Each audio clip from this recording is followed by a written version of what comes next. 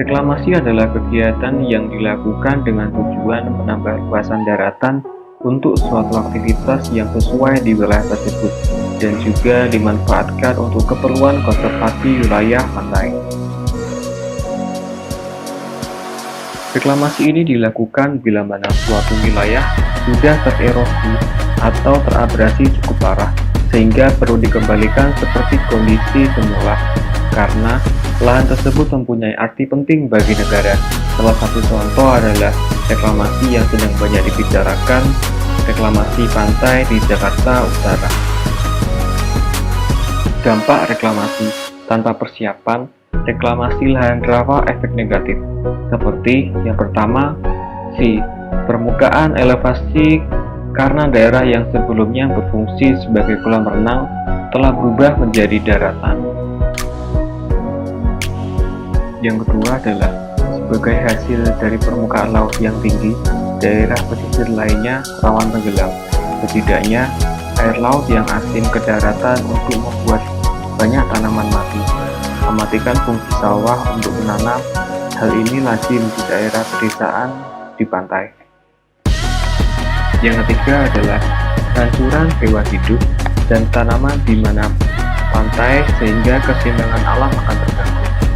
Jika gangguan ini dilakukan dalam skala besar, dapat mempengaruhi perubahan iklim dan kehancuran planet bumi secara signifikan. Selanjutnya adalah proses dan metode reklamasi. Berikut ini merupakan beberapa proses dan metode reklamasi. Yang pertama adalah sistem penimbunan. Reklamasi dilakukan dengan memakai cara penimbunan perairan pantai hingga muka lahan berada di atas muka air laut. Sistem timbunan dilakukan dengan cara dua tahap, yaitu yang pertama adalah hydraulic fill. Tanggul dibuat terlebih dahulu, kemudian baru dilakukan proses pengurukan. Yang kedua adalah blanket fill. Tanah diuruk terlebih dahulu, kemudian baru tanggul dibangun atau dibuat dalam galian pada kering. Untuk yang selanjutnya adalah dengan sistem polder. Reklamasi dilakukan dengan menggunakan cara mengeringkan perairan yang akan direklamasi dengan alat seperti pompa air yang berada di dalam tanggul yang kedap air untuk dibuang keluar daerah lahan reklamasi.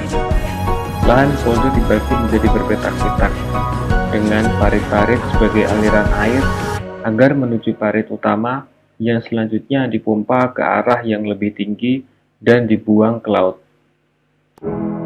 Dan bangunan tanggul dibuat di sekeliling lahan polder untuk melindungi lahan polder itu supaya air tidak masuk ke daerah tersebut. Proses atau metode ini bisa dipakai dengan menggunakan backhoe, dragger, serta cutter suction dragger. Selanjutnya adalah sistem kombinasi antara polder dan juga timbunan. Reklamasi ini adalah sebuah gabungan sistem polder dan sistem timbunan, yaitu setelah lahan didapatkan dengan metode pemompaan. Kemudian lahan tersebut ditimbun sampai dengan ketinggian tertentu sehingga perbedaan elevasi antara lahan reklamasi dan muka air laut tidak besar. Untuk yang terakhir adalah sistem drainase. Reklamasi sistem ini dipakai untuk wilayah pesisir yang datar serta lebih relatif rendah dari wilayah di sekitarnya. Namun elevasi muka tanahnya masih lebih tinggi dari elevasi muka laut. Untuk selanjutnya adalah manfaat reklamasi. Berikut ini merupakan manfaat reklamasi. Yang pertama adalah perluasan lahan.